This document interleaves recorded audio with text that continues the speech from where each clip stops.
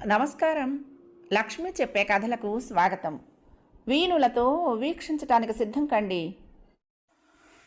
ప్రియ సఖులు, ఇప్పుడు మనం ప్రముఖ సీనియర్ రచయిత్రి శ్రీమతి పి సత్యవతి గారు రచించిన నాన్న అనే ఒక చక్కటి కథను విందామండి. ఈ కథ ఏప్రిల్ 2009లో చినుకు 4వ వార్షిక ప్రత్యేక సంచికలో ప్రచురింపబడింది. ఇక కథ మొదలు పెట్టేస్తున్నానండి. అస్తమయ సూర్యుడిని మింగేస్తున్న నల్ల మబ్బులు, విసురు గాలి. వేసవిలో మామూలే. గాలి దుమారాలు, వడగళ్ల వానలు, దుమ్ము. నెలలో చివరి ఆదివారం అమ్మ, ఆవిడ నేస్తం డాక్టర్ మెహరున్నీసా విశ్రాంతి మందిరానికి పోయి వాళ్లతో మాట్లాడి షుగరు, బీపీ చూసి కాసిన మందులు, మరి కాసినవి వాళ్ళు అడిగినవి అడగనివి కూడా ఇచ్చేస్తూ ఉంటారు. నేనో నా సహచరుడు రావో వాళ్ళని తీసుకొస్తూ ఉంటాము. ఈ ఆదివారం నేను వెళ్తున్నాను. దానికి కారణం కూడా ఉంది. రవి అక్కడి నాన్నలను విడిచి త్వరగా బయటపడడు. వర్షం వస్తే కష్టం కదా అని నేను బయలుదేరాను. కారు తీసి బయట నిలబడ్డాను. అమ్మ ఇంకా పైనుంచి దిగి రాలేదు. రవి కూడా బయటకు వచ్చాడు.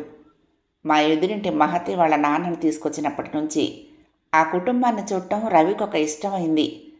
మహతి పిల్లలిద్దరూ తాతతో ఆడడం, మహతి వాళ్ళ ఆయన మామగారిని స్కూటర్ మీద తిప్పటం, వరండాలో కూర్చున్నప్పుడు మహతి వాళ్ళ నాన్న భుజాల మీద చేతులు వేసి మాట్లాడటం, ఆయన రోజు రవిని పలకరించటం అన్నీ బాగుంటాయి రవికి.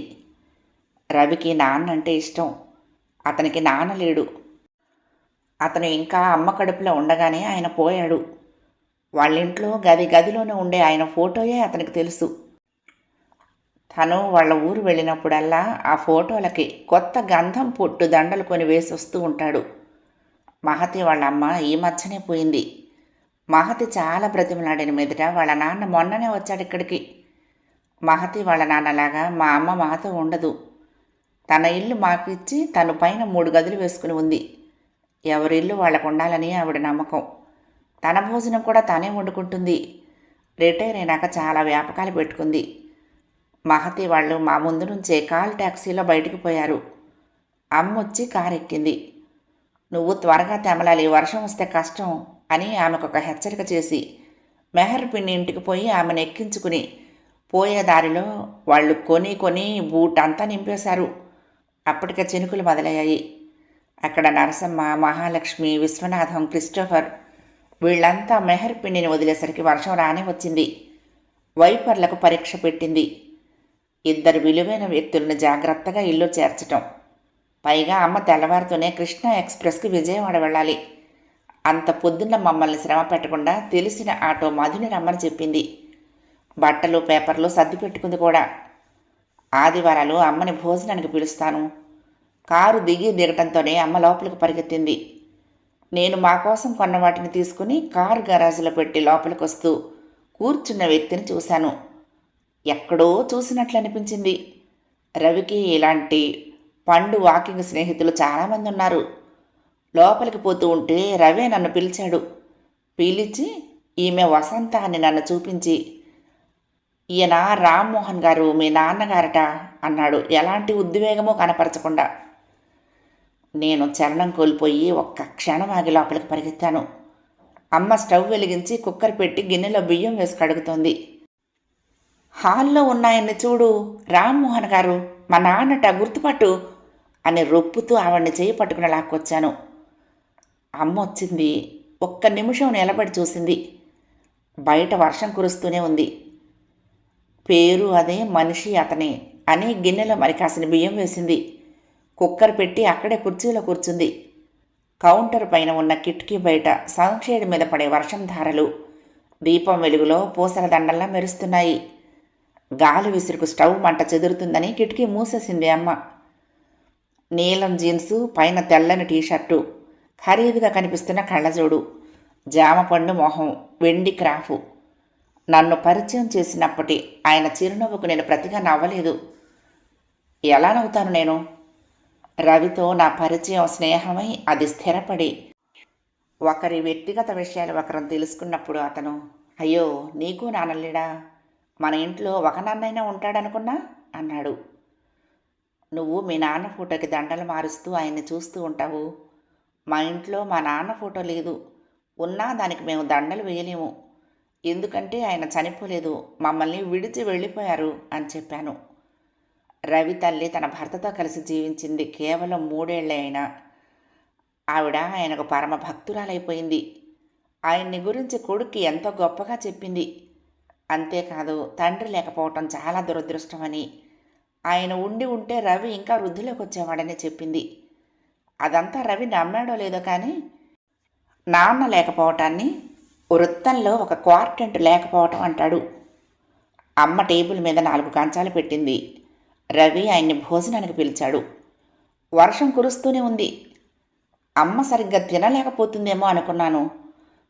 కానీ ఎదురుగా అసలు ఒక మనిషే లేనట్లు శుభ్రంగా తినేసి తడుస్తూనే మెట్లెక్కి తన ఇంట్లోకి వెళ్ళిపోయింది.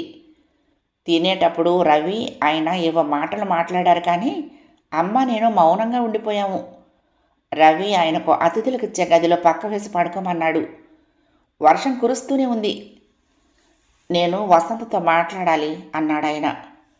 నాలో పైకి ఎగదన్నుకొస్తున్న ఉద్వేగాలను బలవంతంగా ఒక పక్కకు నెట్టి నాకు ఏమాత్రం ఆయన పట్ల ఆసక్తి లేదని తెలియాలని చెక్క ముక్కలాంటి మొహంతో ఆయన ఎదురుగా కూర్చున్నాను. ఆయన చెప్పాడు, ఆవిడ పోయాక అమెరికన్ కోడలు అక్కడికి తీసుకుపోయింది. జీన్సు టీషర్ట్లు అయితే అలవాటయ్యాయి కానీ అక్కడి జీవన విధానం పడలేదు. వచ్చేసి బెంగళూరులో ఒక హోమ్లో ఉంటున్నాడు. ఏదో పెళ్ళికని హైదరాబాద్ వచ్చి హోటల్లో దిగాడు. చూసిపోవాలని వచ్చి వర్షంలో ఇరుక్కుపోయాడు. చూసిపోదామని వచ్చాడు. సంతోషం. ఎప్పుడు అనగా వెళ్ళాడు? ఆయన చెప్పినవన్నీ మాకు తెలిసిన విషయాలే. ఆంధ్రప్రదేశంలో బంధువులు, మిత్రులు, శ్రేయోభిలాషులు, అసూయపరులు, వార్తాహరులు ఎందరో వార్తలకి కాస్త రంగు రుచి వాసన కలిపి చేరవేస్తూ ఉంటారు. పడుకోండి పొద్దుపోయింది అనగలిగానంతే. పైకి వెళ్ళాను అమ్మ దగ్గరికి. ఆవిడప్పుడే లైట్లు తీసేసి పడుకున్నట్లుంది. అమ్మ నిజంగా నిద్రపోతుందా? తన జీవన ఘట్టాలను సింహావలోకనం చేసుకుంటోందా? ఉయ్యూరులో సాంబయ్య గారి అమ్మాయి మహాలక్ష్మి విజయవాడ స్టెల్లా కాలేజీ హాస్టల్లో ఉండి బిఏ ఇంగ్లీష్ చదివేటప్పుడు వాళ్ళ నాన్న ఆదివారం వచ్చిందంటే దాదాపు అమ్మాయిలందరికీ సరిపడే చెక్కలు, చెగోడీలు, మినప సున్నుండలు మోసుకొచ్చేవాడు. అమ్మాయి శనివారం స్నేహితులతో ఏలూరు రోడ్లో రవీంద్ర కూల్ డ్రింక్స్లో fruit salad, Prabodha book centre నుంచి మిల్స్ అండ్ బూన్లు, నవరంగులో ఇంగ్లీషు సినిమాలు చూస్తూ పెరిగేసి బుద్ధిగా చదివేసి ఫస్ట్ క్లాసులో పాస్ అయిపోయింది. సుబ్బయ్య ఒక్కగానొక్క కూతురికి లక్షణమైన బ్యాంక్ ఆఫీసర్ సంబంధం తెచ్చాడు. ఎవరెవరినో పట్టుకుని అతనికి విజయవాడ బదిలీ చేయించాడు. అద్దెకు ఇల్లు కుదిర్చి దాని నిండా సామాన్లు నింపాడు. వారం వారం వాళ్ళమ్మ సరోజనమ్మ ఉయ్యూరు నుండి 2 స్టీల్ క్యారియర్లు, 2 సంచులు మోసుకుని బస్సు ఎక్కి విజయవాడ వచ్చేది. కూరగాయలు, కోడిగుడ్లు, కొబ్బరి బొండాలు, కుంకుడుకాయ పొడి, రుబ్బిన ఇడ్లీ పిండి, దోసపిండి ఆవిడ దృష్టికొచ్చిన ప్రతిదీ మోసుకొచ్చేది. పనిచేసి పెట్టడానికి ఒక మనిషిని కూడా తీసుకొచ్చేది. సుఖపట్టం అంటే అట్లా ఉండాలని అందరూ అనుకునేవాళ్ళు. ఎవరినైనా అనుమానించటం, దేన్నైనా సందేహించటం, పోట్లాడటం అలాంటివేమీ లేని స్వభావం. మహాలక్ష్మి వరండాలో కుర్చీలో కూర్చుని అప్పుడే వచ్చిన వారపత్రిక సీరియల్లో లీనమైపోయింది. ఆమె 3 ఏళ్ల కూతురు వసంత కింద చాప మీద కూర్చుని ఆడుతోంది. మహాలక్ష్మి కడుపులో మరొక జీవి అంకురిస్తోంది. అప్పుడు ఆమె భర్త రొప్పుకుంటూ వచ్చి, లక్ష్మి, నేను అర్జెంటుగా బ్యాంకు పని మీద హైదరాబాద్ వెళ్తున్నాను, రావటానికి 1 వారం పట్టచ్చు, మీ అమ్మను వచ్చి నీకు తోడుండమని కబురు పెట్టు అని చెప్పేసి సూట్ కేసు ఒకటి సర్దుకుని వెళ్ళాడు. అప్పుడు వెళ్ళినవాడు ఇప్పుడు చూసిపోదామని వచ్చాడు. 2.5 దశాబ్దాల తర్వాత. అమ్మ వచ్చినప్పుడల్లా ఇల్లు సర్ది కావలసినవన్నీ అమర్చిపోయేది. పండుగలకి బట్టలు కొనేది. రామ్మోహన్ తన జీతంలో కాస్త బ్యాంకులో వేసుకుంటున్నానని మిగతాది మహాలక్ష్మికి ఇచ్చేవాడు. ఏ విషయం గురించి గట్టిగా ఆలోచించే అవసరం లేకుండా 4 ఏళ్ళు నల్లేరు మీద నడకలా సాగింది. అతను వెళ్ళి వారం దాటింది కదిరా, ఫోన్ అయినా పెట్టలేదేమిటి? అమ్మ. పని కాలేదేమోనమ్మా అంది మహాలక్ష్మి. ఒకసారి వాళ్ళ ఆఫీస్కి ఫోన్ చేసి చూడు, 10 రోజులు కూడా దాటింది. చదువుతున్న సులోచనారాణి నవలను విసుగ్గా పక్కన పెట్టి అతను పనిచేసే బ్యాంకుకి ఫోన్ చేసింది మహాలక్ష్మి. వాళ్ళు ఆమె నెత్తి మీద ఒక బండరాయి వేశారు. ఉయ్యూరు నుండి సుబ్బయ్య వచ్చాడు. బ్యాంకుకు వెళ్ళి నిజానిజాలు కనుక్కొచ్చి రంకెలు పెట్టాడు. రామ్మోహన్ తల్లిదండ్రులను కలిసి తిట్టొచ్చాడు. బంధువుల్ని, మిత్రుల్ని, అయిన వాళ్ళని కాని వాళ్ళని ఆరా తీశాడు. మహాలక్ష్మి సుఖాల ప్రపంచంలో నుంచి బయటకొచ్చింది. ఆమెను చూసి అసూయపడ్డవాళ్ళు ఇప్పుడు జాలిపడ్డారు. పోలీస్ రిపోర్ట్ ఇద్దామన్నాడు సుబ్బయ్య. వాడి యదాని ఎంత కట్నం పోసాము అని గుండెలు బాదుకుంది సరోజనమ్మ. పోలీస్ రిపోర్టు వద్దని చాలామంది సలహా ఇచ్చారు. కడుపులో పిల్ల బయటకొచ్చేదాకా ఆమెను మానసికంగా ఒత్తిడి పెట్టద్దన్నారు. మహాలక్ష్మి నవలలు, సీరియళ్లు పక్కన పెట్టి ఆలోచించటం మొదలుపెట్టింది. వార్తాహరులు వార్తలు తీస్తున్నారు. నిజాలు తెర చీల్చుకుని బయటకొచ్చాయి. తాను విన్నా చూసిన ఎన్నో జీవితాలు కళ్ళ ముందుకొచ్చాయి. మనకు అతనొద్దు నాన్న, ఆవిడ్నే ఉంచుకొని అంది మహాలక్ష్మి. అంత గట్టి నిర్ణయం ఆమోదించటానికి సుబ్బయ్య, సరోజనమ్మ కాస్త సమయం తీసుకున్నా వాళ్లకి కూతురు ఉన్న కాస్త పొలమే ప్రాణం కనుక చంటి బిడ్డను, ఎడబిడ్డను తమ భుజాల మీద వేసుకుని మహాలక్ష్మిని యూనివర్సిటీకి పంపించారు. ప్రపంచ ద్వారాలు తెరిచారు. కాళ్లకు శక్తినిచ్చారు. కళ్లల్లో బెదురు పోగొట్టారు. మాటకి పదును ఇచ్చారు. ఆలోచనకు స్వేచ్ఛ ఇచ్చారు. నాన్నంటే మా నాన్నే అనుకుంది మహాలక్ష్మి. పెళ్లికి ముందు రామ్మోహన్ని ప్రేమించిన లలిత పెళ్ళైనా అతనితో రహస్య సంబంధం పెట్టుకుందని 4 ఏళ్లు తెలుసుకోలేకపోవటం తన అమాయకత్వం కాదు, మనుషుల్లో నమ్మకం. ఏం చెప్పినా ఏం చేసినా సందేహించకపోవటం తమ సంస్కారమే కానీ పల్లెటూరి వెర్రిబాగులతనం కాదు.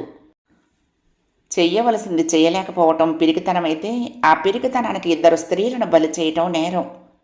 పెళ్ళై 2 బిడ్డలకు తండ్రైన వాణ్ణి ఆత్మహత్య చేసుకుంటానని బ్లాక్మెయిల్ చేసి ఎత్తుకుపోవటం ప్రేమ కిందకొస్తుందేమో కానీ అది తనకు నచ్చదు.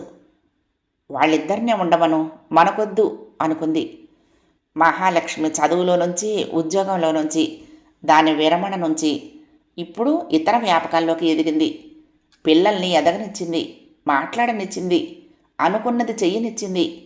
తను కోరుకున్న స్వేచ్ఛ ఇతరులకు కూడా ఉంటుందని గుర్తించింది. ఇలాగే అనసూయత్త మొగుడు భార్యని, కొడుకును వదిలి పాత ప్రియురాలతో వెళ్ళిపోయాడు.